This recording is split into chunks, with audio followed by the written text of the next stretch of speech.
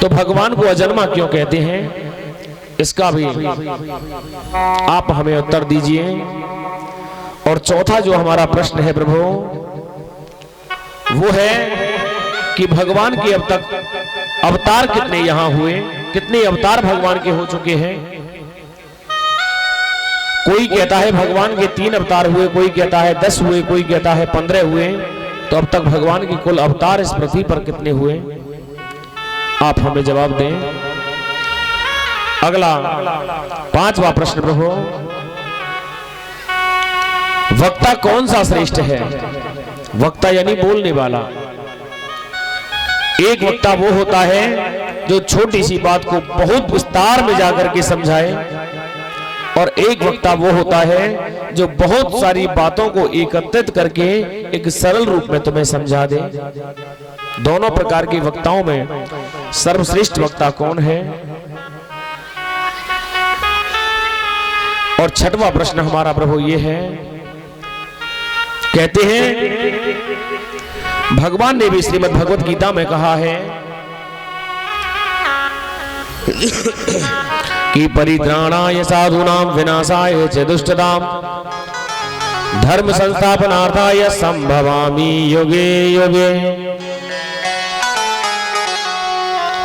कि जब जब होए धर्म की हानि बाढ़ई असुर महा अभिमानी।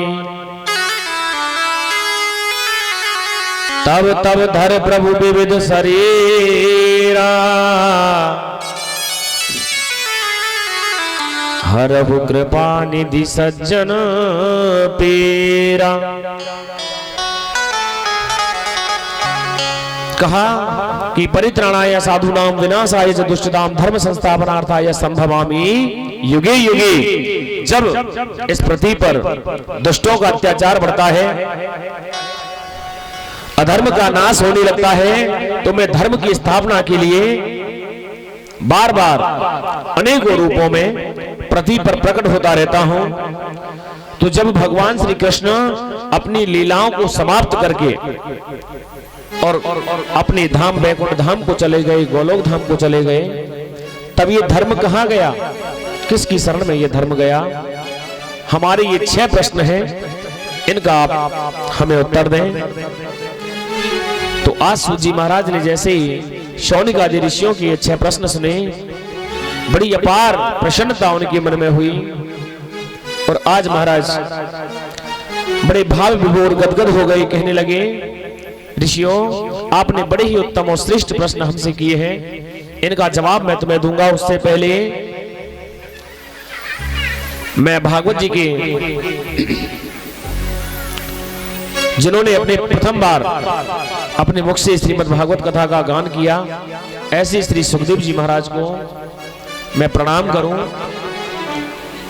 तो आज वेद व्यास जी श्री सुखदेव जी महाराज को प्रणाम करते हैं। अब आपके मन में विचार होगा कि ये सुखदेव जी कौन है और ये पृथ्वी पर कैसे आए।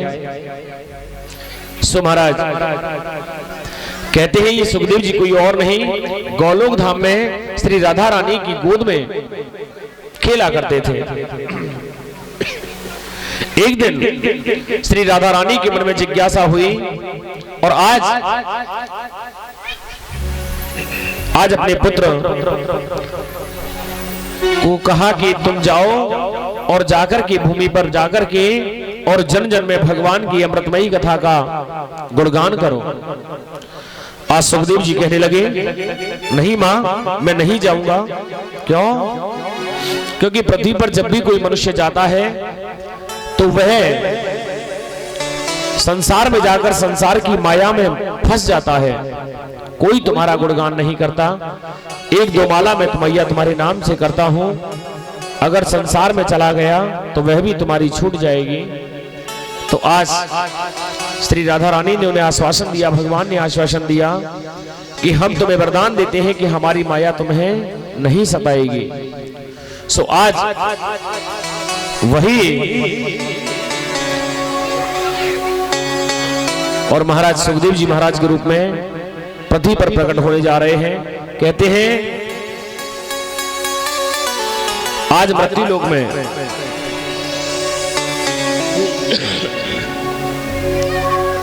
आज गोलोक धाम में से वह सुखदेव जी महाराज हिमालय की तलहटी पर जाकर के और अंडे के रूप में आज सुखदेव जी महाराज का प्रादुर्भाव हुआ। कैलाश पर्वत के पास में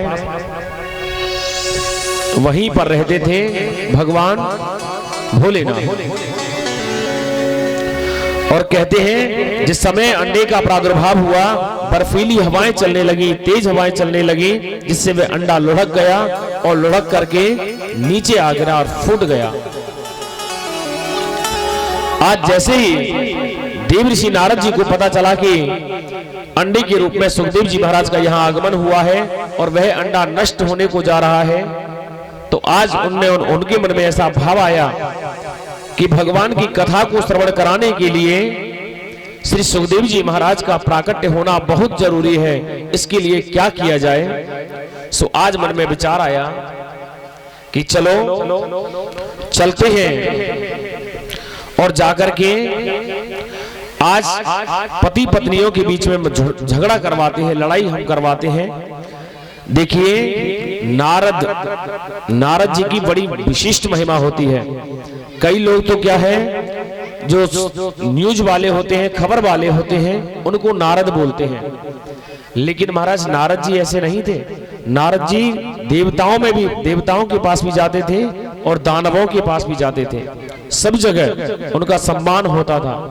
दूसरा, नारद जी के दर्शन जिसको हो जाए, समझ लो कि भगवान के दर्शन उसको होने ही है। तीसरा, उनकी विशिष्ट महिमा होती है कि जिस घर में लड़ाई झगड़े कलह दुख बना रहे, उस घर में अगर नारद जी का प्रवेश हो जाए तो उसी दिन से उस घर की जो समस्त कलेश है वो नष्ट हो जाते हैं। और जिस घर में बिल्कुल सुख शांति हो, प्रेम हो, अगर उस घर में नारद जी चले जाए तो महाराज समझ लो उसी दिन से लट बजना चालू।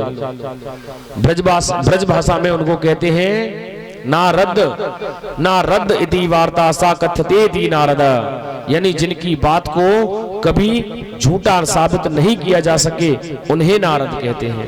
बड़ी विशिष्ट महिमा है। तो आज नारद जी भी भगवान का गान करते जा रहे हैं। आप भी सब भी भगवान के साथ में, नारायण जी के साथ में गुणगान करते हुए, देखिए उन्होंने भाव बनाया है कि एक बार मैंने अपने माता और पिता यानी ब्रह्मा जी और ब्रह्माणी के मध्य में तो लड़ाई झगड़ा करवा चुका हूं। एक बार माता लक्ष्मी और भगवान विष्णु के मध्य में भी मैंने झगड़ा करवा दिया है। अब बचे कौन? त्रिदेवों में से कौन बचे? भगवान भोलेनाथ और माता, क्या नाम है भगवान भोलेनाथ की पत्नी का?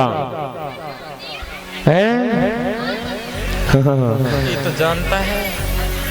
अरे मैया जानती है, भैया ऐसे चौंकराए नहीं हो के माता तो जानती। अरे माता बहुत जानती, बिशनपुर है ये, भक्ति भाव है यहाँ पर बहुत। देखिए अभी थोड़ी देर पहले भी भगवान का कीर्तन हो रहा था, सुबह भी हमने देखा था, बड़ा भक्ति भाव है।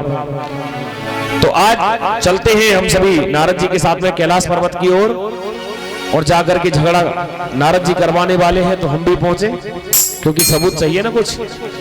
तो आइए, नारद जी भी मग्न है, आप भी भगवान की भक्ति में मग्न हो जाइए। और गाना है कैसे?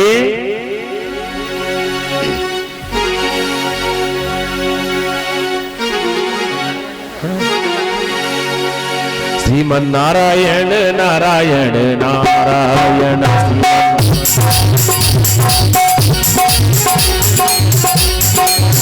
श्रीमन नारायण नारायण नारायण। आइए, ये बंद हो गया। श्री राधे भले, श्री राधे। श्रीमन नारायण नारायण नारायण, श्रीमन नारायण नारायण नारायण।